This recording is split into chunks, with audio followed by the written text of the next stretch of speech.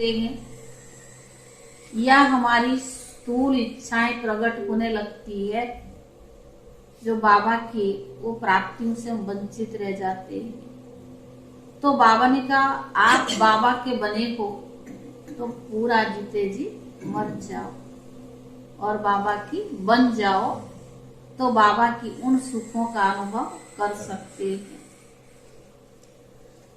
दूसरा बाबा ने कहा बाबा गति सदगति दाता है, हमें कौन सा शिक्षा देता है? जो शिक्षक जैसा होगा वो ऐसा ही तो अपने स्टूडेंट को शिक्षा देगा ना। तो बाबा हमारा गति सदगति दाता है, तो हमें कौन सा शिक्षा देता है? आप समान बनाने। होकर मुझे याद करो, क्योंकि गति सदगति तो तभी होगी ना जब अशरीर होकर बाप को याद करेंगे, और जब तक अशरीर नहीं बने हैं, पुराने संस्कारों से मरे नहीं है, तब तक हम गति सदगति को कैसे प्राप्त करेंगे? तो आज बाबा ने कहा गति सदगति दाता बाप को बहुत अशरीर बनकर याद करो। आज बाबा की महावाक्य का सार है, मीठे बच्चे मर्जीवा बने हो तो सब कुछ भूल जाओ।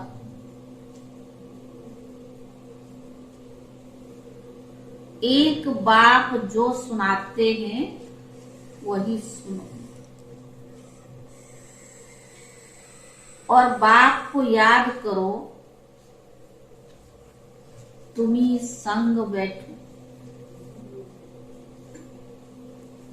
वही सुनो और बाप को याद करो कि तुम्ही संग बैठो। प्रश्न है, सदगति दाता बाप बच्चों की सदगति के लिए कौन सी शिक्षा देते? सदगति दाता बाप बच्चों की सदगति के लिए कौन सी शिक्षा देते? अशरीर बनकर मुझ बाप को याद करो। चक्कर घुमाते रहो। उत्तर है बाबा कहते बच्चे सदगति में जाने के लिए अशरीर बन बाप और चक्कर को याद करो।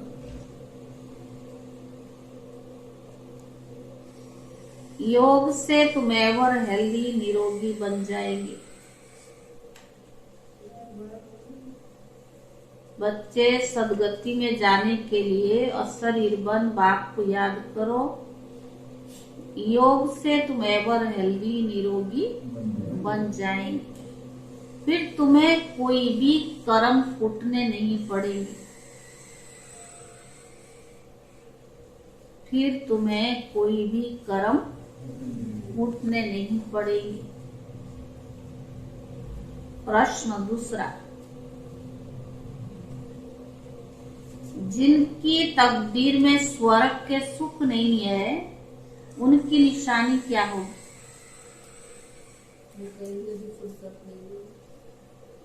जिनकी तकदीर में स्वर्ग के सुख नहीं है उनकी निशानी क्या होगी? उत्तर है वो ज्ञान सुनने के लिए कहेंगे हमारे पास फुर्सत नहीं है।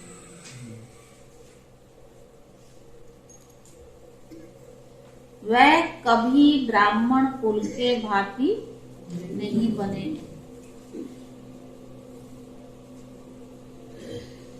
उन्हें पता नहीं पड़ेगा कि भगवान भी किस रूप में कभी आते हैं। उन्हें पता नहीं पड़ेगा कि भगवान भी किसी रूप में कभी आते हैं। गीत है, तुम्हारे बुलाने को जी चाहता है। ओम शांति। भगवान बैठ बच्चों को समझाते हैं। भक्त है भगवान के बच्चे, सभी है भक्त, बाप एक है। तो बच्चे चाहते हैं एक जन्म तो बाप के साथ भी रह करके देखे। ठीक है, भक्त तो आधा कल्प बने ना। एक जन्म तो बाप के साथ बन करके देखें, बाप के साथ भी रह करके देखें। देवताओं से भी बहुत जन्म बीते, आसुरी संप्रदाय के साथ भी बहुत जन्म बीते। आधा कल्प देवता बने और आधा कल्प आसुरी। अब भक्तों की दिल होती है एक जन्म भगवान के साथ रह, भगवान के बनकर भगवान के साथ तो रहकर देखे। मन होता है या नहीं, या मजबूरी से बन गए ना? क्या विचार है? फिर अभी तुम भगवान के बने हो, मर्जीवा बने हो, तो भगवान के साथ रहते हो ना। अगर वही पुराना स्वभाव संस्कार है तो भगवान के साथ की अनुभूति नहीं हो सकती है। यह एक ही ऊंच से ऊंचा जन्म है। यह जो अमूल्य अंतिम जीवन है, इनमें तुम परम पिता परमात्मा के साथ रहते हो। गायन भी क्या है? जो भगवान के साथ रहते उनका गायन क्या है?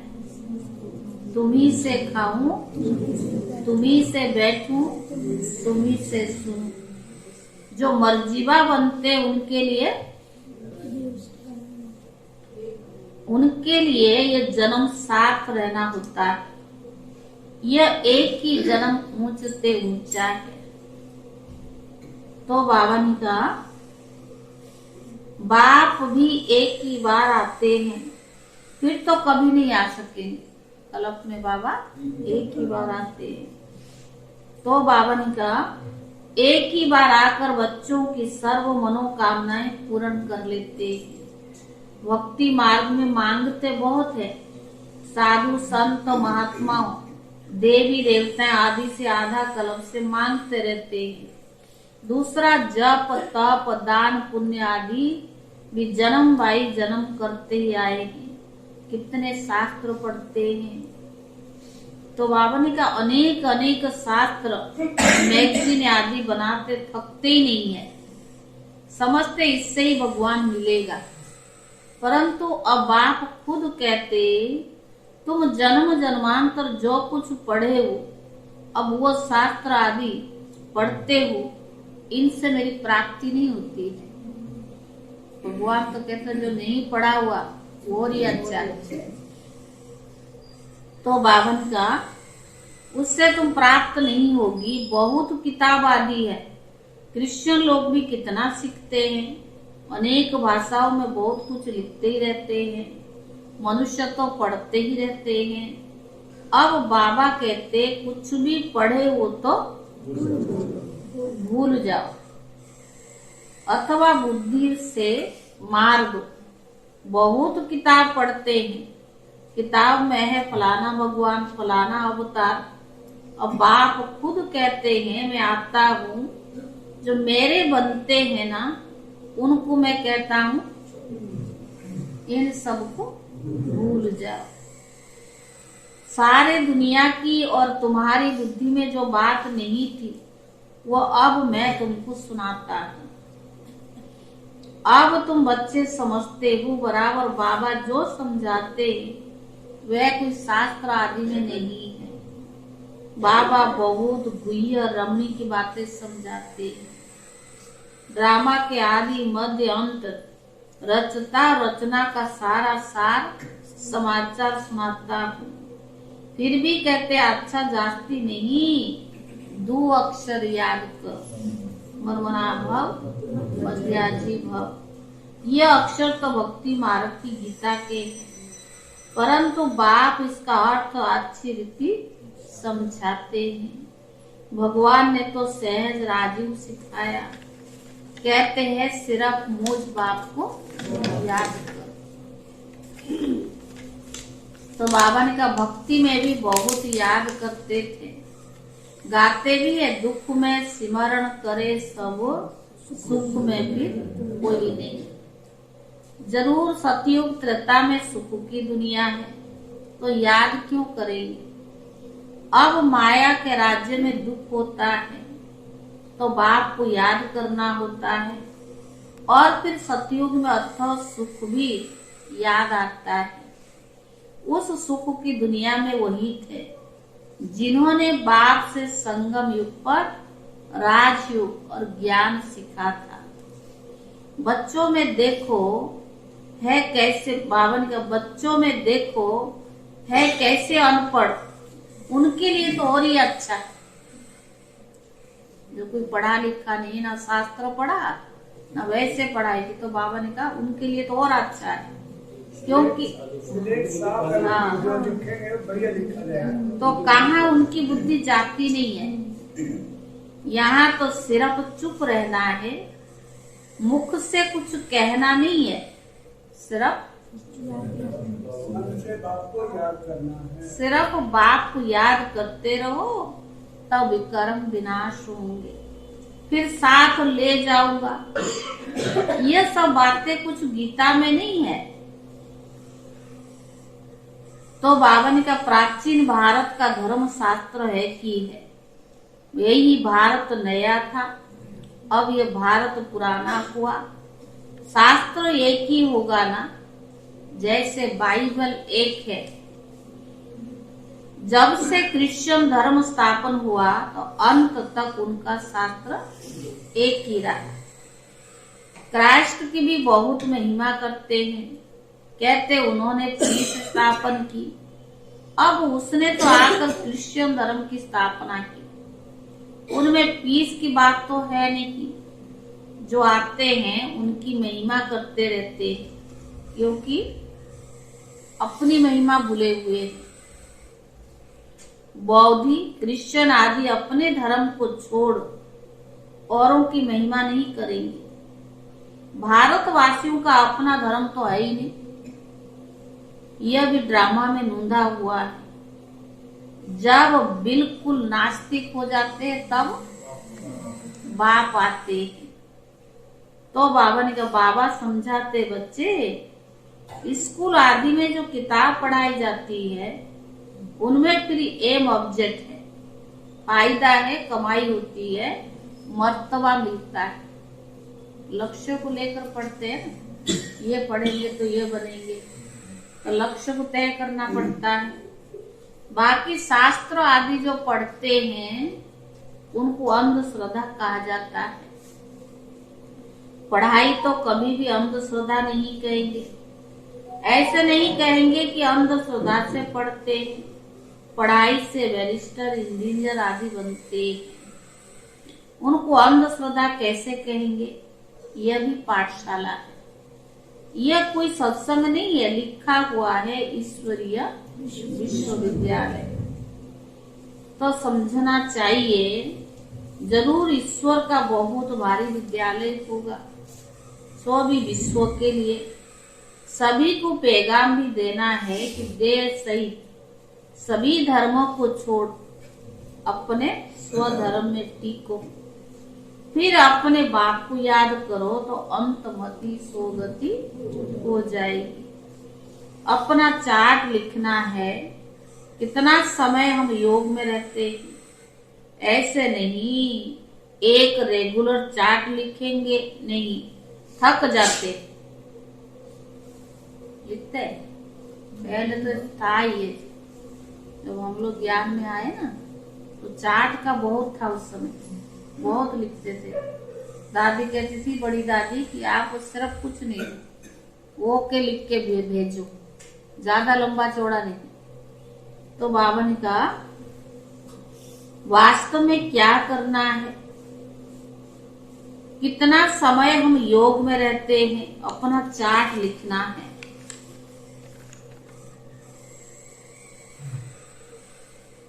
कितना समय हम योग में रहते हैं, ऐसे नहीं हर एक रेगुलर चार्ट लिखेंगे, नहीं, थक जाते। वास्तव में क्या करना है, रोज अपना मुंह आईने में देखना है। दर्पण के आगे नहीं खड़े रहना, कौन सी आईने? ज्ञान के दर्पण में देखना, तो पता पड़ेगा कि हम लक्ष्मी को या सीता को वरने लायक है। वो दर्पण के आगे खड़े होने से थोड़ी मालूम पड़ेगा। बाप प्रजा में चले जाएंगे। तीव्र पुरुषार्थ कराने के लिए चार्ट लिखने को कहा जाता है और देख भी सकते हैं कि हमने कितना समय बाबा को याद किया। सारी दिनचर्या सामने आ जाती है। जैसे छोटेपन से लेकर सारे आयु जीवन याद रहती है ना, तो क्या एक दिन का याद नहीं पड़ेगा? देखना है हम बाबा को और चक्कर को कितना समय याद करते हैं। ऐसी प्रैक्टिस करने से रुद्र माला में पिरोने के लिए दौड़ी जल्दी पहनेंगे। ये योग की यात्रा है जिसको और कोई जानते नहीं ना सिखा सकते हैं। तुम जानते हो हम बाबा के पास अब लौटना है। जिसको और कोई जानते नहीं तो वो सिखा कैसे सकते हैं? तो बाबा ने कहा तुम जानते हो अब बाबा के पास हमें लौटना है। बाबा का वर्षा है ही राजाई के लिए, फिर नाम पड़ा है राजयोग। तुम सब राज ऋषि हो ना, वो हठयोगी ऋषि है, वह भी पवित्र रहते हैं। राजाई में राजा रानी प्रजा सब चाहिए। सन्यासी में तो राजा रानी नहीं है, उन्हों का है बेहद का वैराग और तुम्हारा है, उनका है हद का वैराग, तुम्हारा है बेहद का वैराग। वो घरबार छोड़ फिर भी स्वीकारी दुनिया में रहते हैं। तुम्हारे लिए तो दुनिया के बाद फिर स्वर्ग, देवी बगीचा वही याद पड़ेगा। यह बात तुम बच्चे बुद्धि में रख सकते हो। रहना पुरानी दुनिया में, पुरानी शरीर में, सब कुछ तो यही करना पड़े ना, लेकिन हमें बुद्धि से इन सबको भूल कर बाप को याद करना है। बहुत बच्चे हैं जो चार्ट भी नहीं लिख सकते, चलते चलते वो थक पड़ते। कोई भी नियम बनाते ना 2 चार्ट दिन, फिर हो गया पूरा, थक जाते। बाबा कहते बच्चे अपने पास नोट करो कि हम कितना समय मोस्ट बिलीवेड बाप को याद किया, क्वेश्चन मार्क। बाबा कहते नोट करो कितना समय हमने बाप को याद किया। जिस बाप की याद से ही हमें वर्षा लेना है। जब राजाई का वर्षा लेना है तो प्रजा भी तो बनानी पड़े। बाबा स्वर्ग का रचयिता है तो उनसे क्यों नहीं स्वर्ग का वर्षा मिलना चाहिए? बहुत है जिनको स्वर्ग का वर्षा मिलता है, बाकी को तो शांति मिलती है। बाप सभी को कहते बच्चे देह सहित देह के सभी संबंधों को भूलो। तुम अशरीर आए थे, 84 जन्म हो गए, अब फिर तुम अशरीर बनो। क्रिश्चियन धर्म वालों को भी कहेंगे तुम क्राइस्ट के पिछाड़ी आए, तुम भी बिगर शरीर आए थे, यहाँ शरीर लेकर पाठ बजाया, अब तुम्हारा पाठ पूरा होता है। कलयुग का अंत आ गया है, अब तुम बाप को याद करो। मुक्ति धाम वाले सुनकर बहुत खुश होंगे। वह तो चाहते हैं मुक्ति, समझते हैं जीवन मुक्ति सुख पाकर फिर भी तो दुख में आएंगे ना। इससे तो मुक्ति बहुत अच्छी है, जन्म मरण चक्कर में नहीं आना, मुक्ति अच्छी। यह नहीं जानते कि सुख भी बहुत है। हम आत्माएं परम धाम में बाप के साथ रहने वाली है, परंतु परम धाम को भूल गए। कहते बाप आकर सभी मैसेंजर को भेज देते हैं, वास्तव में कोई भेजता नहीं है, यह तो ड्रामा बना हुआ। तो बाबा ने कहा कोई भेजता नहीं है, सब ड्रामा बना हुआ। हम तो सारे ड्रामा को जान गए। तुम बच्चों की बुद्धि में बाप और चक्कर याद है, तो तुम चक्रवर्ती राजा अवश्य बनेंगे। मनुष्य तो समझते यहाँ दुख बहुत है, इसीलिए मुक्ति चाहते हैं। ये 2 अक्षर गति और सदगति चले आते हैं, परंतु इनका अर्थ कोई भी नहीं जानते। तुम बच्चे जानते हो, सबका सदगति दाता एक बाप है, बाकी सब पतित है। दुनिया ही सारी पतित है। इन अक्षरों पर कोई कोई बिगड़ते हैं। बाबा कहते शरीर को बच्चे भूल जाओ। तो बाबा ने कहा तुमको अशरीर भेजा था, अब अशरीर होकर मेरे साथ चलना है। इसको नॉलेज अथवा शिक्षा कहा जाता है। अशरीर आए थे और बाबा के साथ अशरीर होकर चलना है। इस शिक्षा से ही सदगति होती है। योग से तुम एवर वेल्दी बनते हो।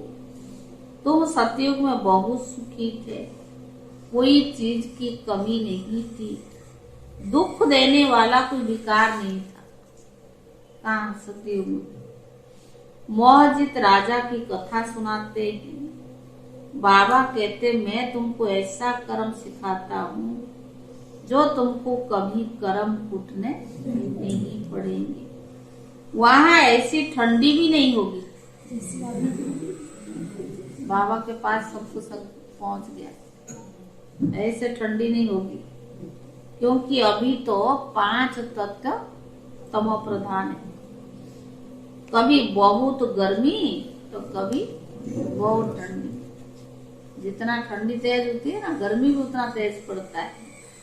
वहां ऐसे ठंडी नहीं होगी, क्योंकि अभी 5 तत्व तमो प्रधान। कभी बाबा ने कहा कभी बहुत ठंडी वहां नहीं होगी, ना बहुत गर्मी होगी। वहां ऐसी आपदाएं होती नहीं। सदैव कौन सा ऋतु? बसंत ऋतु रहती है, क्योंकि नेचर सतो प्रधान है, अभी नेचर तमो प्रधान है। तो अच्छे आदमी कैसे हो सकते हैं? इतने बड़े बड़े भारत के मालिक सन्यासियों के पीछे फिरते रहते हैं। उनके पास बच्चियां जाती है तो कहते हमारे पास फुर्सत नहीं। तो बाबा ने कहा इससे समझ जाते हैं कि इनकी तकदीर में स्वर्ग के सुख नहीं। या तो यहाँ की ले लो या तो वहां की ले लो। त्याग बिना तो भाग्य बनेगी नहीं ना। तो अभी बाबा कहते गरीब बच्चे ही इसको ज्यादा एक्सेप्ट कर सकते हैं। तो बाबा ने कहा ब्राह्मण कुल के भांति बनते ही नहीं। इनको पता नहीं कि भगवान कैसे और कब यहाँ आते हैं। शिव जयंती मनाते हैं, परंतु शिव को सभी भगवान नहीं समझते हैं। अगर उनको परमात्मा समझते तो शिव जयंती के दिन हॉलीडे मनाते। बाबा कहता मेरा तो जन्म भी भारत में होता है, मंदिर भी यहीं है, जरूर शरीर में किसके तो प्रवेश किया होगा। दिखाते दक्ष प्रजापति ने यज्ञ रचा, तो क्या उससे आया होगा? ऐसे नहीं कहते। श्री कृष्ण तो होता नहीं, वो तो सतयुग में है। बाबा खुद कहते हैं मुझे ब्रह्मा मुख द्वारा ब्राह्मण वंशावली रचनी है। कोई को ये तुम बच्चे समझा सकते हो। बाबा कितना समझाते बच्चे, सिर्फ मुझ बात को याद करो। बाबा सारी सार तो ये ना, तो मुझ बाप को याद करो। परंतु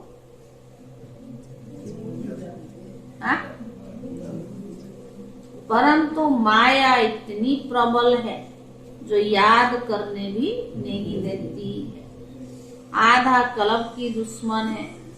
इस दुश्मन पर तुम बच्चे जीत पाते। भक्ति मार्ग में मनुष्य ठंडी में भी स्नान करने जाते। हाँ?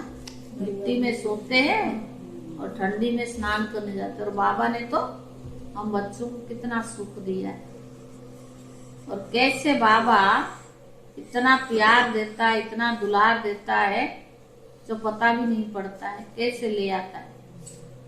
तो बाबा ने कहा भक्ति मार्ग में भी मनुष्य ठंडी में स्नान करने जाते, कितने धक्के खाते, कितना दुख सहन करते।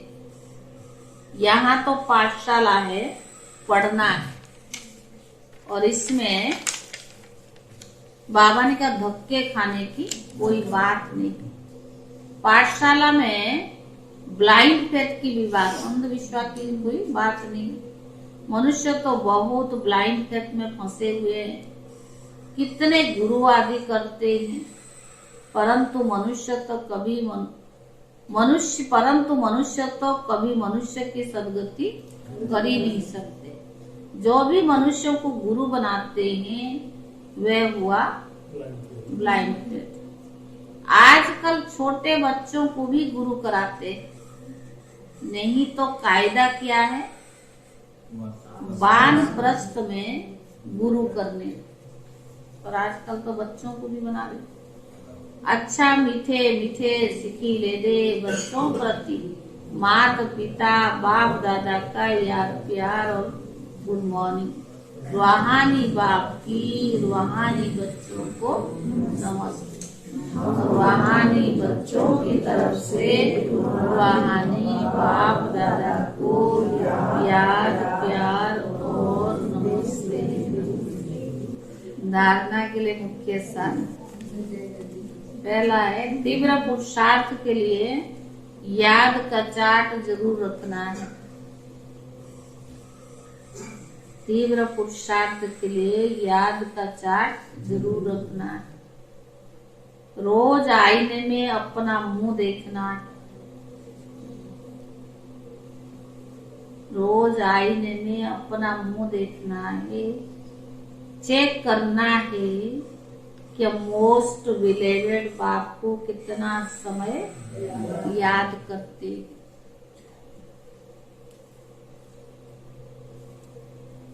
चेक करना है मोस्ट बिलीवेड बाप को कितना समय याद करते। दूसरा,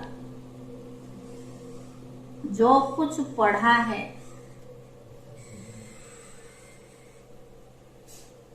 वे भूल चुप रहना है। जो कुछ पढ़ा है वह भूल चुप रहना है। मुख से कुछ भी कहना नहीं है। बाप की याद से विक्रम विनाश करनी।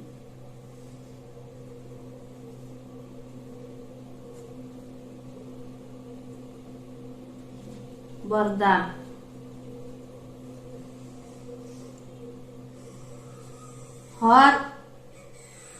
हर बात में मुख से व मन से बाबा बाबा कह मैंपन को समाप्त करने वाले सफलता मूर्त भव।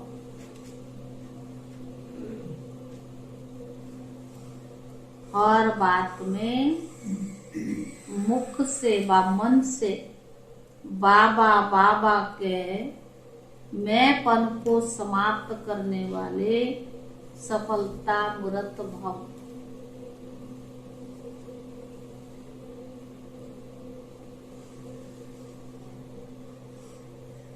आप अनेक आत्माओं के उमंग उत्साह को बढ़ाने के निमित्त बच्चे कभी भी मैंपन में नहीं आना। आप अनेक आत्माओं के उमंग उत्साह को बढ़ाने के निमित्त बच्चे कभी भी मैंपन में नहीं आना। मैंने किया नहीं, क्या कहते यही कहते ना, मैंने किया, मेरे द्वारा हुआ, मैं ही करा सकती हूँ, मैं ही समझदार हूँ, मेरे जैसा होशियार कोई नहीं। तो बाबा ने कहा नहीं, किया माना बाबा ने निमित्त बनाया। मैं के बजाय मेरा बाबा, मैं के बजाय मेरा बाबा, मैंने किया, मैंने कहा, यह नहीं। क्या कहना है राजरानी माता जी? मैंने किया, मैंने कहा नहीं। बाबा ने कराया, बाबा ने किया तो सफलता मूर्त बन जाएगी। बलिहारी तो बाबा की है ना। बाबा जब नहीं मिला था आधा कलम, वो हमने क्या किया? कुछ नहीं किया। जो भी कुछ अगर है सब बाबा करा रहा है। तो बाबा ने कहा सफल, बाबा ने किया तो सफलता मूर्त बन जाएगी। जितना आपके मुख से बाबा बाबा निकलेगा उतना, जितना आपके मुख से बाबा बाबा निकलेगा उतना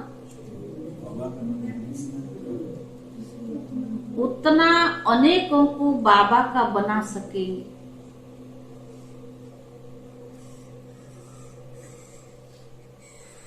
सबके मुख से यही निकले कि इनकी तात और बात में बस बाबा ही बाबा। सबके मुख से यही निकले कि इनकी बात, इनकी तात और बात सब बाबा में। स्लोगन, संगम युग पर अपने तन मन धन को सफल करना है और सर्व खजानों को बढ़ाना ही समझदारी। संगम युग पर अपने तन मन धन को सफल करना और सर्व खजाना को बढ़ाना ही समझदारी।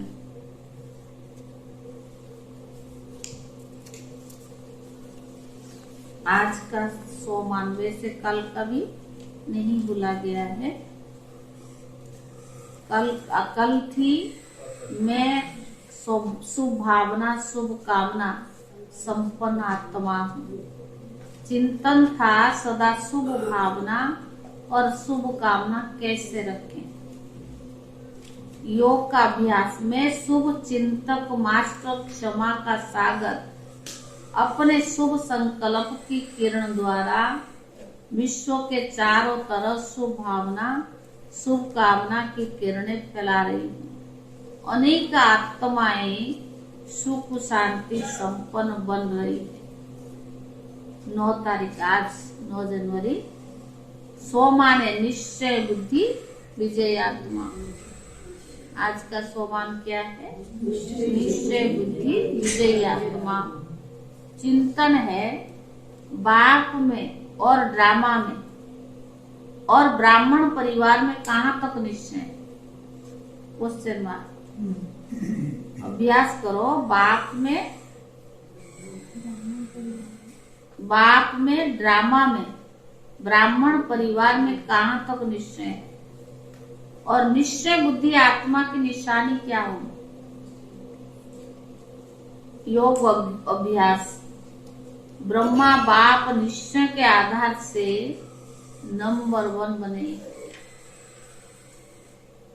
निश्चय बुद्धि आत्मा इस यज्ञ के किले का फाउंडेशन बन बाप दादा को हाजिर हजूर समझकर उनकी छत्र छाया के नीचे सदा निश्चिंत विजयपन के अनुभव में बैठकर योग अभ्यास करो।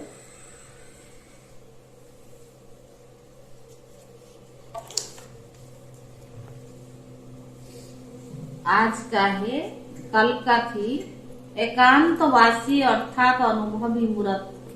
वर्तमान समय के प्रमाण अभी वानप्रस्थ अवस्था के समीप हो। वानप्रस्थी गुड़ियों का खेल नहीं करते। वानप्रस्थी एकांत और सुसिमरण में रहते हैं।